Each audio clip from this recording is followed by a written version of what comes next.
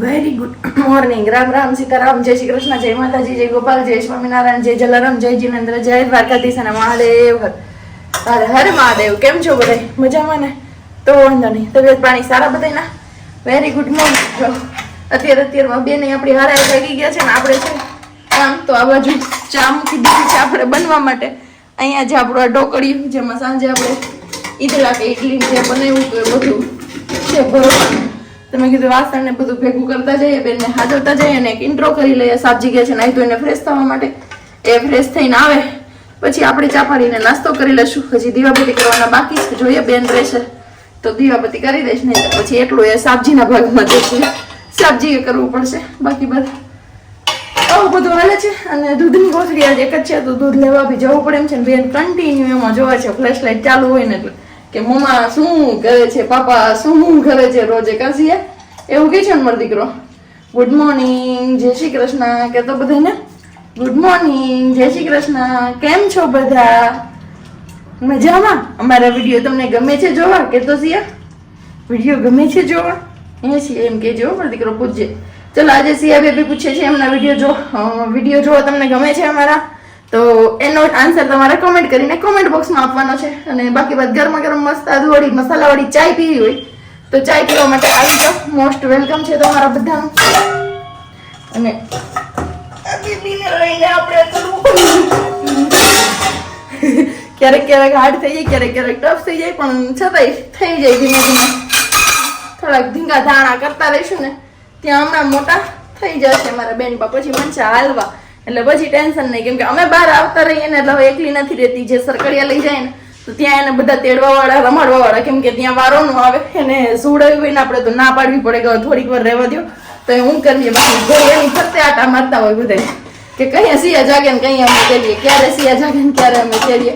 એટલા માટે તો થોડીક આદત પડી ગઈ છે બધા હારે રહેવાની, તો એકલી નથી રહેતી એ મોટો પ્રશ્ન છે. નહીં તો હજી હું રમકડું ને આપીને રાખી લેતી હતી, પણ હવે એ નથી થતું એટલે ફરજિયાત આપણે હારે રહેવી પડે. તો બેબી કેરીમાં લઈ લી છીએ. અને બાકી બહાર ગયા હોય ત્યારે તમારામાંથી કોઈ કોમેન્ટ કરી હતી કે બહાર જાઓ ત્યારે ભ્યામાં રાખો, તો હા એમાં બી રાખીએ છીએ, પણ રહેવી જોઈએ. એ ન રહે તો પછી કેરીકોટમાં રાખીએ છીએ અને ક્યાંય ન રહીએ તો પછી તેડીને પણ છોડવું પડે.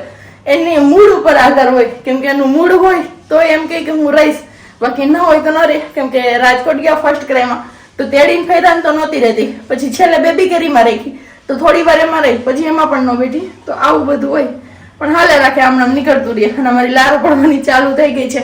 એ શું કામ પડે છે ને એ તમારામાંથી કોઈ જાણતો હોય તો કહેજો. મે બી મને એવું છે કે કદાચ દાંત આવતા હોય ને એમના પેઢા પહેલા થતા હોય ને એના માટેથી લારું પાડતી હશે, પણ હવે ખબર નથી મને બી. તો રામ રામ ને સીતારામ. નવી સવારના ને બસ આપણે નાઈ ધોઈ ફ્રેશ થઈ ગયા છીએ અને ચા પાણી નાસ્તો થાય છે પ્રજ્ઞાનો. આપણું ચા પાણી ને એ બધું બાકી છે.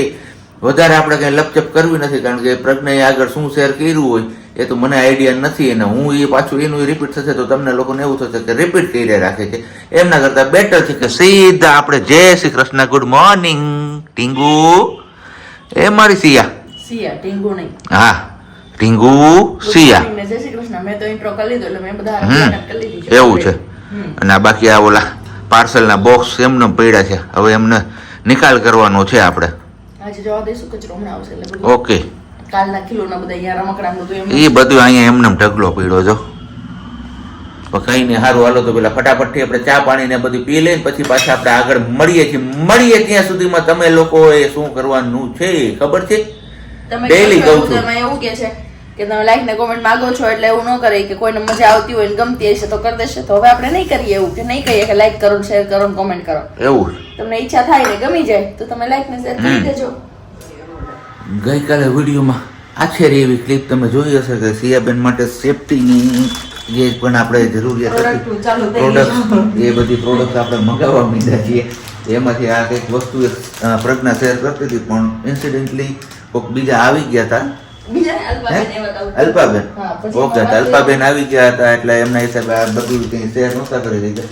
તો અત્યારમાં હવે ખોલી અને આપણે છે ને તમારા લોકો સાથે શેર કરવાના છીએ, કારણ કે હવે સિયાબેન ધીમે ધીમે હાલતા ચાલતા શીખશે એટલે પછી જે જગ્યાએ આપણે ઘરમાં પેલી ધાર આવે એ ધાર કોર્નર બધી સેફ કરવી પડે, કારણ કે નહીં ને અથડાઈ જાય ક્યાંય ને પછી ખોટું લોહીને નીકળે ને રડવું પડે ને એવું બધું થાય. એના કરતા આપણે કીધું અગાઉથી સેફટી પર્પઝ માટે એમની જે કંઈ પણ જરૂરિયાત છે એ બધી આપણે ઘરમાં પૂરી કરી દઈએ એટલે કઈ વાંધો ન આવે. કે સાપના કઈડા પછી સિંદ્રાથી નહીં પીવે, એના જેવી વાત થઈ ગઈ. એકવાર વીતી ગઈ હોય ને પછી આપણે ડર લાગે. તો બસ ધાર માટે મેં આમાં કહ્યું છે ને કોર્નર છે જે ટીપોયના ટેબલના કોર્નર એના માટે અલગથી પેલા આવે છે એ વાળા કોર્નર મગાવવાના છે, પણ એ હજી નથી મગાવતું કે એ ઊભી થશે પછી શીખશે. આ જે હાલતા શીખશે ને ધાર વાગશે ને એ પેલો મેં ટીવી યુનિટ બનાવ્યું છે ને એની નીચે ધાર છે, તો બસ એની માટે મગાવી છે. ટેપરોલની પટ્ટી આવે એવી રીતની, તો એક સાઈડથી ચીપકી જાય અને બંને બાજુ સિલિકોન વાઇઝ હોય, સિલિકોન જેવું હોય જાડું એકદમ આ રીતનું કંઈક છે. આ પેલી ગમ જેવી પટ્ટી છે અને પછી આ શું હોય સિલિકોન હોય કે જે હોય એ સિલિકોન જેવું તો નથી લાગતું મને, રબર જેવું, રબર પેલું હેસ પણ આપણે શું કહેવાય રેક્ઝિન જેવું લાગે છે મને આ વસ્તુ. તો આના ચીપકાવી દેવાની છે બસ આમ ધાર ઉપર આ રીતના, એટલે એને ક્યાંય અથડાય ધાર ક્યાંય વાગે નહીં. પેલી છે કોર્નર વાળી એટલે ધાર વાળી હોય ને કોર્નરના પીસ છે જ્યાં ટેબલ ના એના એમના જે વાલ છે ને ડોર ગાર્ડ મગાવ્યો છે, સેફટી ડોર ગાર્ડ, એ મે બી આજ આવી જવા જોઈએ. અને બાકી એક મગાવ્યું તો આપણે અન્નપ્રાશન કરવાનું છે એમનું બેનર, હવે કઈ જ દઈએ કેમ કે હવે તો થોડો ટાઈમ જ બાકી છે. તો અન્નપ્રાશન માટેનું બેનર મગાવ્યું એ મેં ઓલરેડી મૂકી જ દીધું છે, જે સામાન પેક કરું છું મારો એમાં, એટલે પછી જ્યારે ડેકોરેશન કે કરવું હોય તો એક જ જગ્યાએ આપણે મળી રહીએ. આડાવડું ક્યાંય થાય તો પછી મળે નહીં એટલા માટે. તો બસ આવું બધું મગાવ્યું હતું અને હજી થોડું ઘણું બાકી છે કેમ કે મેઇન દરવાજામાં પાછો એ જ લોક આવ્યો છે, એટલે ફરી પાછું કંઈક ધંધે લાગવું પડશે. એટલે હવે વિચારીએ છીએ કે એમના માટે પણ કંઈક સેફટી વાળું મગાવી લો, પણ ટાઈમ નથી મળતો મને મોબાઈલમાં ગોતવાનો, કેમ કે સિયાહારે હોય ને એટલે હું મોબાઈલ લઈને બેસું તો એ બી મોબાઈલમાં જોવે તો એ સારી આદત નથી. એના માટે એ સૂતી હોય ને એ લોક માટે જ કલ્પેશભાઈ ગઈકાલ રાતે ફોન કર્યો હતો. એવું છે? શું કીધું હતું એમણે? એ તે જે લોક વિશે સમજાવ્યું ને થોડુંક ગલત છે એવું છે. એવું છે? હા, એ ઓન કેમેરા નો સમજાવાય બધાય સેફટી પર્પઝ થી. એવું છે? એટલે હમણાં હું તને પછી સમજાવું. ઓકે. એને મને શું શું કીધું ને. રેડી?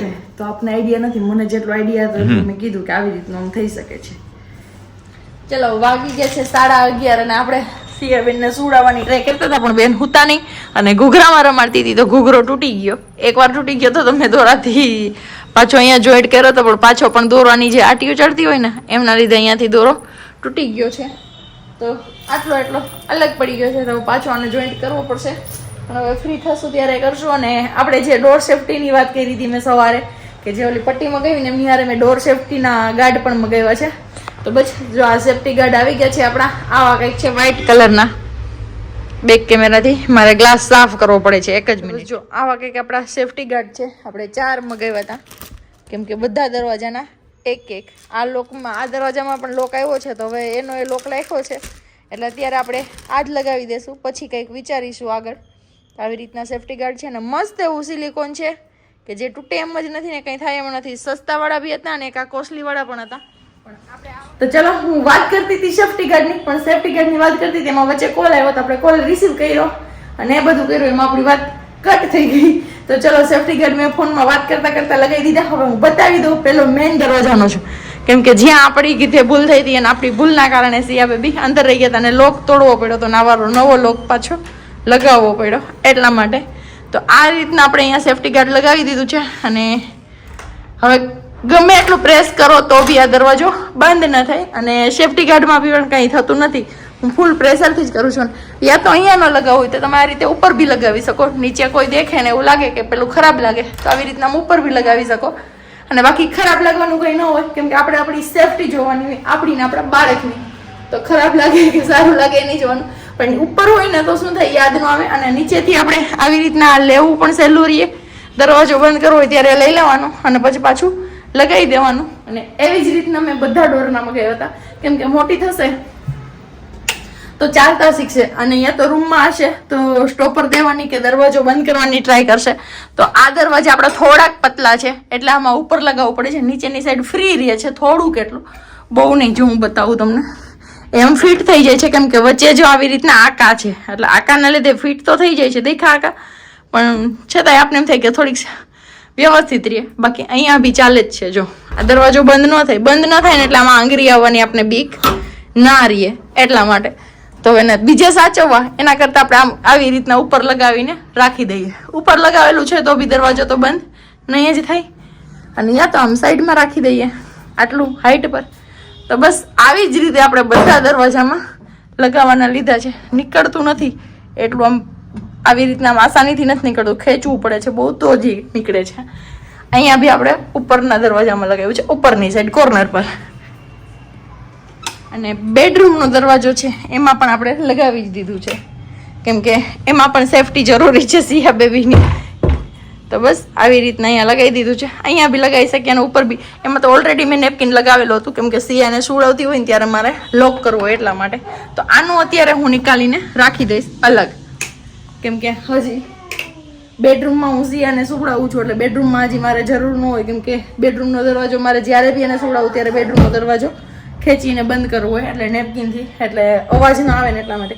આ રૂમમાં જ્યારે આપણે ચાલતા શીખશે ને એવું કરશે ને ત્યારે આવી રીતે આમ ખેંચી લઈએ એટલે દરવાજો આપણો બંધ થઈ જાય અને અંદર અવાજ ના જાય. તો બેન સુતા રહીએ, પણ અત્યારે બેનને સુડાવ્યા પછી આપણે પારણામાં ક્યારની ટ્રાય કરી હતી કે તું સુઈ જાય ને તો હું રસોઈ કરી લો, તો સૂતી નહીં અને ઘૂઘરો રમાડી દીધી, તો મારો ઘૂઘરો તૂટી ગયો. આવી કઈક હાલત થઈ ગઈ. કાંઈ વાંધો નહીં, ચલો હવે જોઈએ બપોરની રસોઈમાં શું બને. ચલો વાગી ગયા છે 6:30 અને આપણે રસોઈનો ટાઈમ થઈ ગયો છે અને રસોઈમાં અડધું પડધું બનાવી નાખ્યું હતું. બેન સુતા હતા ને ત્યાં જ, અને અડધું પડધું બનાવવાનું હતું. બનાવવાની છે આપણે દહીં પૂરી. તો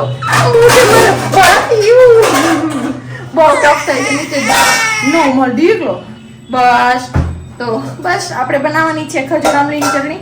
તો મેં એમાં પહેલા બ્લેન્ડરનું કામ હતું ને કરી નાખ્યું, કેમ કે પછી સિયાને લઈને બ્લેન્ડર લગાવું એ અઘરું થઈ જાય એટલા માટે. પછી જ મેં કીધું બેબી કરી મલાવન હજી કરવાના છે દીવાબત્તી. અને અહીંયા બટેકા ફોલીને રાખ્યા છે. આ છે આપણી ખજૂર આમલીની ચટણી, એને આપણે ગાળવાની છે. અને અહીંયા છે આપણું દહીં ફુદીનાની ચટણી હજી બનાવવાની બાકી છે.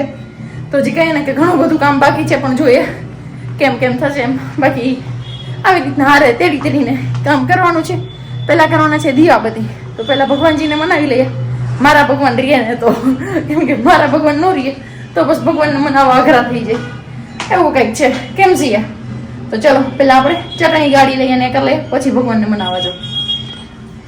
ચલો આપણે આવ્યા ઘરે, અને આજે સરપ્રાઈઝ મને એવું લાગતું હતું કે મળશે ઘરે પહોંચીશ ને ત્યાં સુધીમાં. કારણ કે હું ઓફિસથી ઘરે આવવા માટે નીકળ્યો ને એ દરમિયાન મને હાલના મેનુનો કંઈ ફોન ન આવ્યો કે ખાવામાં શું બનાવવાનું છે. પછી જુનાગઢ પહોંચ્યો એટલે આપણે સિયાબેનનો જે હમણાં અન્નપ્રાશનનો ને બધો આવવાનો છે પ્રસંગ, એમની તૈયારીના ભાગરૂપે હવે એમને ખાવાનું ચાલુ કરશું આપણે. એટલે ફ્રૂટ જ્યુસર ને એવું બધું લેવાનું હતું, એટલે એ મેં એમને પૂછવા માટે ફોન કર્યો હતો. તો ખાલી ત્યારે મને એવું કીધું એમણે કે પાણીપુરીની પૂરી અને ઘીની સેવ લેતા આવજો. એટલે આપણે તો આમ શું કહેવાય કે મનમાં હરખાઈ ગયા એકદમ. ચાલો આજે પાણીપુરી છે ફાઇનલી આપણા ઘરે. કાંઈ વાંધો નહીં, હરખમાં નરખમાં બધી વસ્તુ લઈ લીધી. ઘરે આવીને પૂગી અને જોયું, બધી તૈયારી કરતું હતું, બટાટાનો મસાલો ને એ બધું. કીધું હાલો વાંધો નહીં, પાણીપુરી છે, જોરદાર જમાવટ આવશે આપણે ખાવામાં. પણ છેલ્લે રોન નીકળી શું ખબર, પાણીપુરીની જગ્યાએ દહીં પૂરી. એટલે હે ને આમ ખોટા વેમમાં હું રહી ગયો એવું થયું.